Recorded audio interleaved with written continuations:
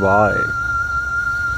संसारी भक्तों ने सन्यासी महात्मा से पूछा, महात्मा, संसारियों ने अनगिनत पत्थर की भगवान की मूर्तियां बनाई हैं, सोने चांदी की मूर्तियां बनाई हैं, फिर भी संसारी चारों तरफ दुख दर्द में हैं, आनंद में नहीं। दूसरी तरफ सन्यासी महात्मा योगी ये पत्थर की, सोने चांदी की भगवान की इतनी मूर्तियां बनाते दिखाई नहीं देते और ना ही इतने पूछते, फिर भी इन्हें आनंद क्यों है और इन्हें भगवान की अनुभूति क्यों होती है। महात्मा ने मासूम भक्तों की तरफ देखा और उनसे कहा, संसारी पत्थर की मूर्तियां बनाते बनाते खुद पत्थर बन गया है।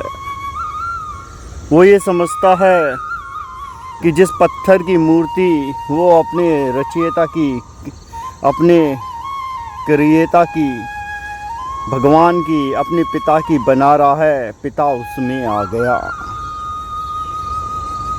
उसे ये भ्रम हो जाता है कि पत्थर में भगवान आ गया है। दूसरी तरफ जो सन्यासी है उसने उस पत्थर जैसा मन बना दिया अपना, जहाँ पे इंद्रियों का कोई कंट्रोल नहीं रह गया। इंद्रियों की ये जो जंगली इंद्रियां हैं उनकी गुलामी ख़त्म हो गई। सन्यासी पत्थर में भी भगवान देखता है और संसारी भगवान को पत्थर में देखता है। महात्मा ने कहा, मैं फिर से एक बार बता दूं दोनों के बोध में क्या फ़र्क है। सन्यासी पत्थर में भी भगवान देख लेता है और दूसरी तरफ संसारी भगवान को पत्थर में देखता है, और भगवान को पत्थर में देखते देखते उसका हृदय पत्थर जैसा हो गया संसारी का, और उस हृदय पत्थर में प्रेम रहा ही नहीं। वो दूसरे संसारी को चारों तरफ देखो आज दर्द दुख दे रहे हैं, धर्म के नाम पर और पता नहीं कितनी चीज़ों के नाम पर। लेकिन सन्यासी की जब इंद्रियां ही पत्थर बन गईं, वो जंगली इंद्रियां जिनको फिक्स कर दिया, जैसे गीता में कृष्ण कहते हैं, उसने ये बोध कर लिया, ये जो पत्थर की मूर्ति है ये पत्थर की मूर्ति नहीं है। ये जो संतुलन है, ये जो आवेग है, मन का मचलना, इंद्रियों का डोलना, वो स्थिर कर दिया। वरना सोचने की बात है, तुम भगवान को पत्थर में कैसे डाल सकते हो। ये अज्ञानता नहीं संसारी की तो और क्या है।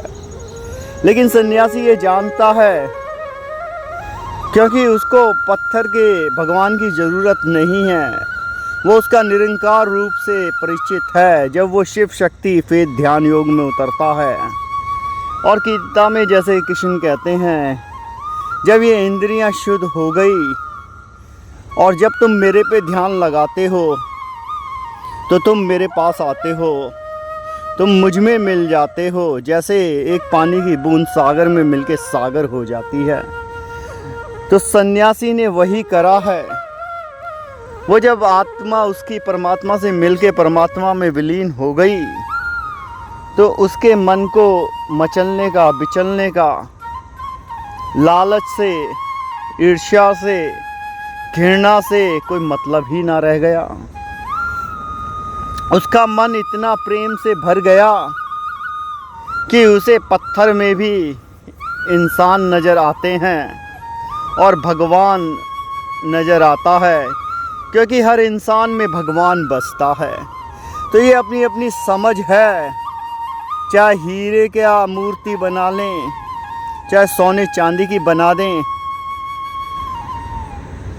आप भगवान को पत्थर में और सोने चांदी में देखते हैं, और दूसरी तरफ सन्यासी पत्थर में, सोने चांदी, हीरे में भी भगवान को ढूंढ देता है।